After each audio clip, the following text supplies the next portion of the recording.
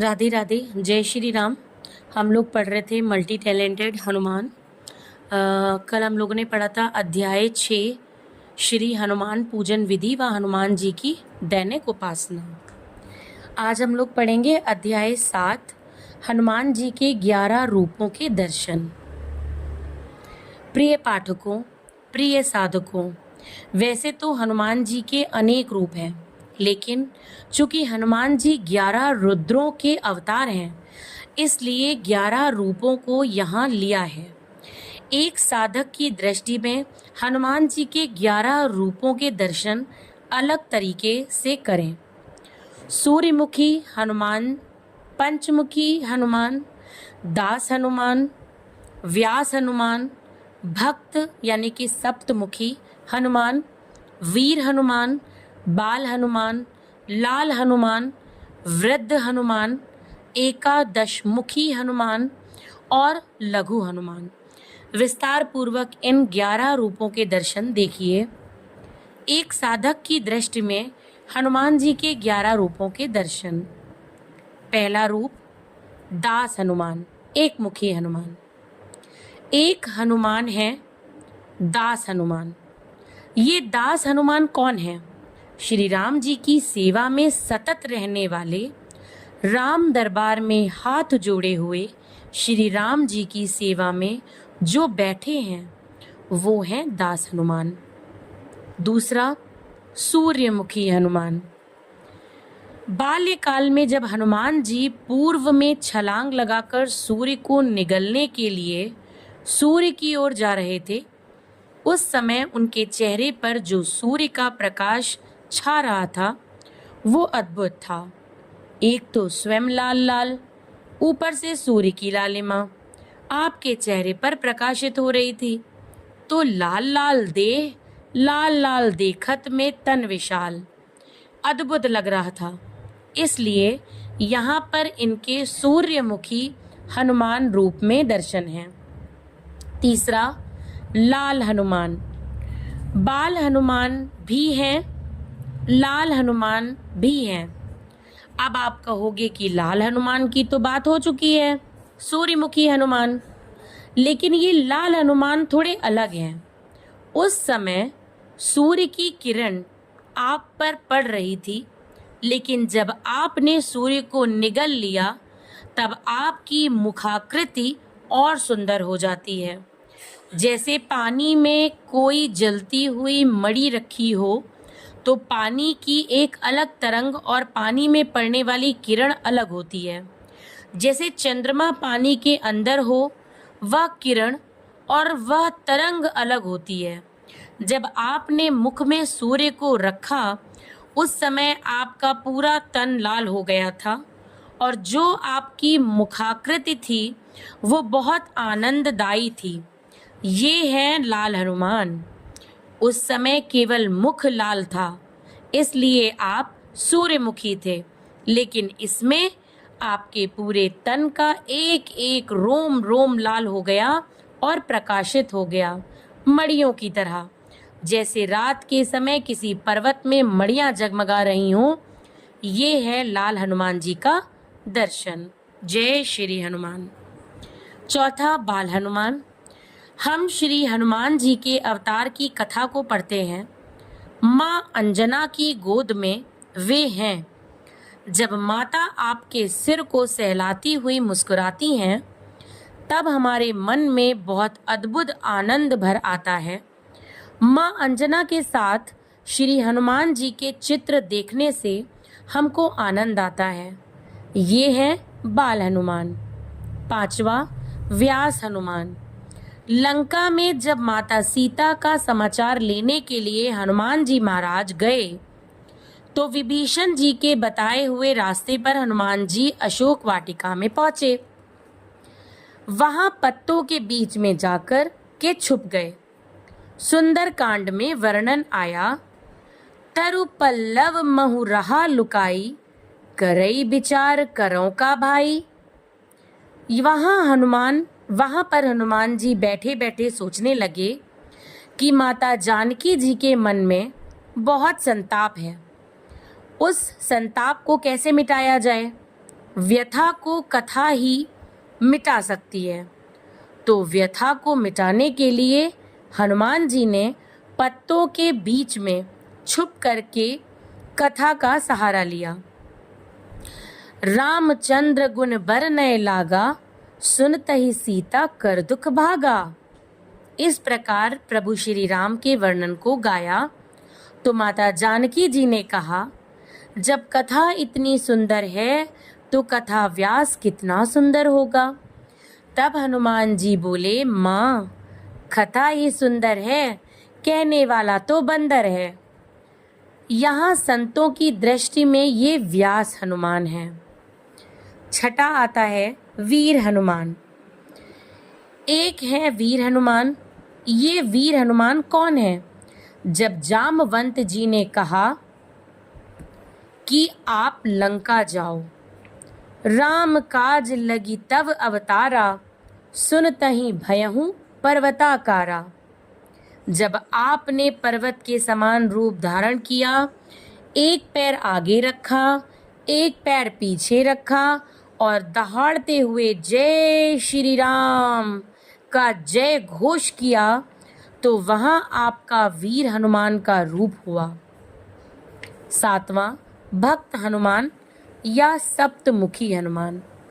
हनुमान जी के इस रूप में 7 मुख हैं। हनुमान, नरसिंह, हयग्रीव, वाराह, गरुण, गौ और मनुष्य। 14 भुजाओं वाले इस रूप में बहुत शक्तिशाली माना जाता है। इनका वर्णन अथर्वण रहस्य में है।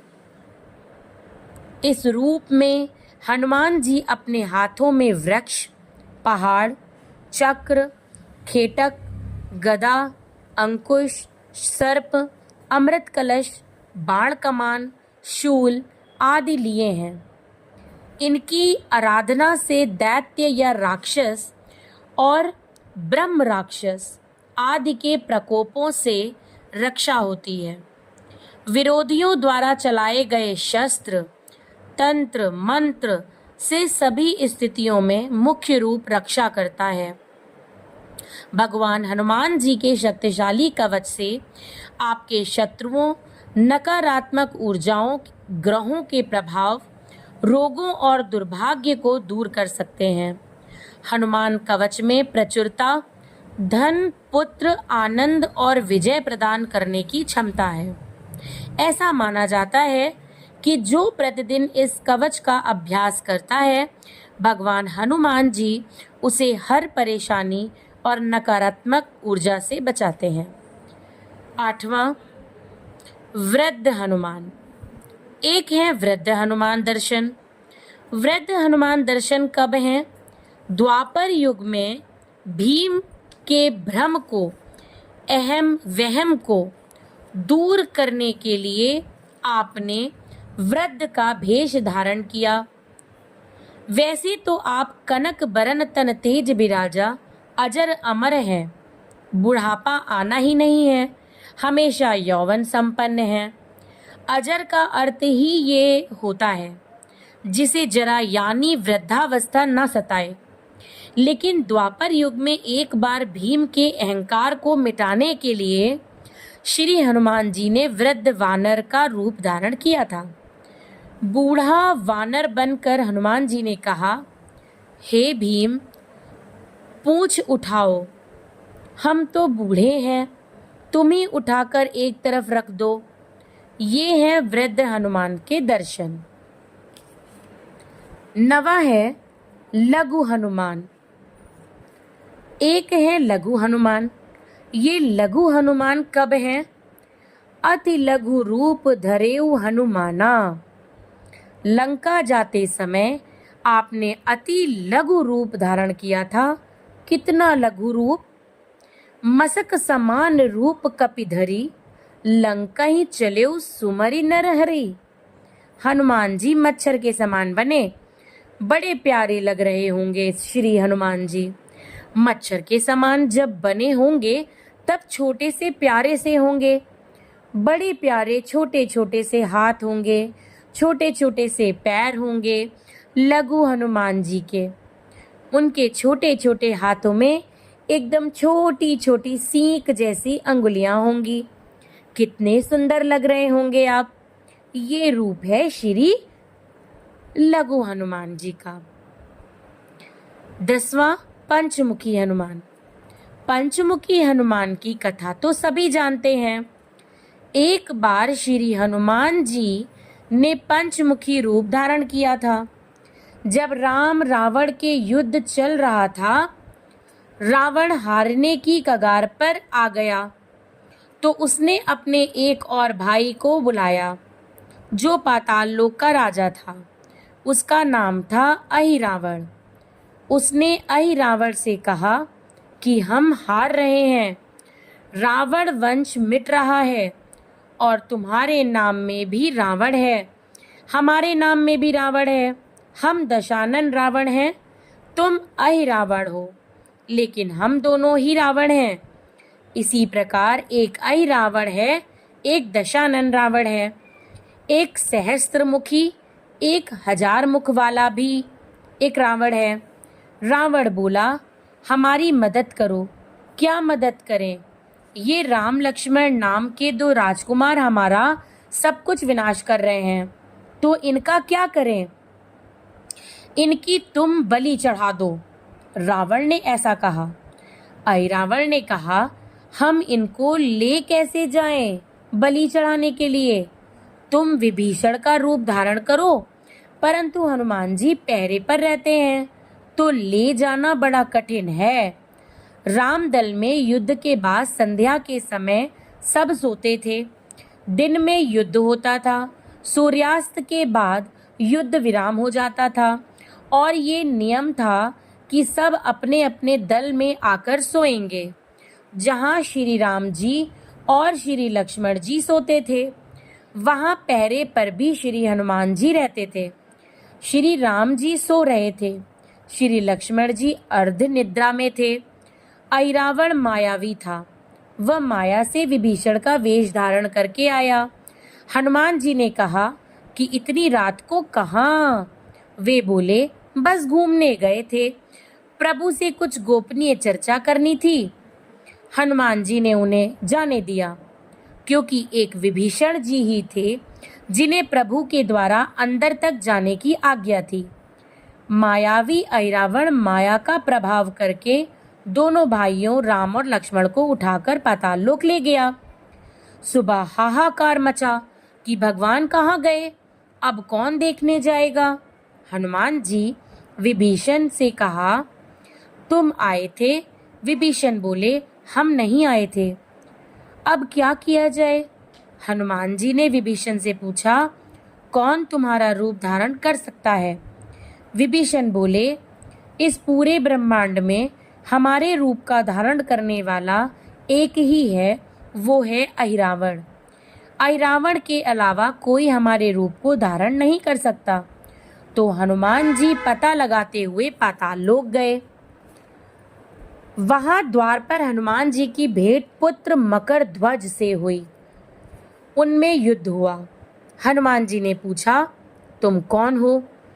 वो बोले, आप बताओ, आप कौन हो? हनुमान जी बोले, दांव पेच बहुत खतरनाक हैं तुम्हारे।